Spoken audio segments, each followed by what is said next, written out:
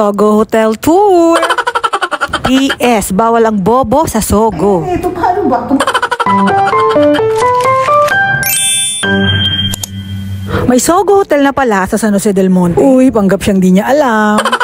Located nga lang yan sa mismong tapat ng SM San Jose del Monte. Nasa ilalim nga ang parking lot niyan, kaya hindi makikita ng mga asawa ninyo kung dumaan kayo dito. Binlurred ko yung part na yan para wala naman ma-broken family lang dahil sa video ko na to.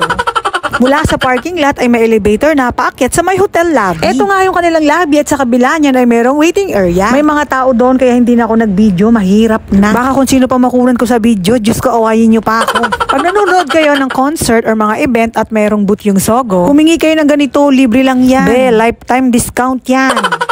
First floor nga lang yung available na room at ito ang itsura ng corridor nila. Diyos ko, ang ante ninyo galing-galingan. Paglalagay lang ng card, hindi pa alam. Akala mo naman, first time. Ayan, ito paano ba?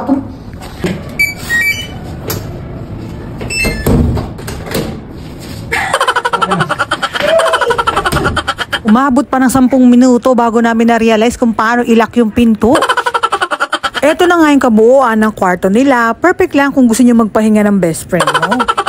Tapos may switch sa gilid ng kama, pwede nyong palitan yung ilaw, depende sa trip ninyo. Ito nga yung CR nila na meron na ring hot and cold shower. Tapos may TV na rin dito sa may bandang paanan ng kama. Kasama na nga sa binayaran ninyo ang 2 bagong malinis na tuwalya, 1 kumot at sabon na maliit. Meron ding mga tsinelas na pwede nyong gamitin dito. Tapos kung bigla kayong magutom or trip nyong uminom, ay pwede naman kayong mag-order. Nakilala rin nga ang Sogo sa pagkakaroon ng Sogo Vow. Talagang yukong-yuko sila para hindi nila matandaan ang mga mukha ng kasama ninyo. Charing. Safe ang secret nyo dito. O sige na, matutulog na kami. Yun lang mga Jai. Bye-bye. Please like, share, and follow.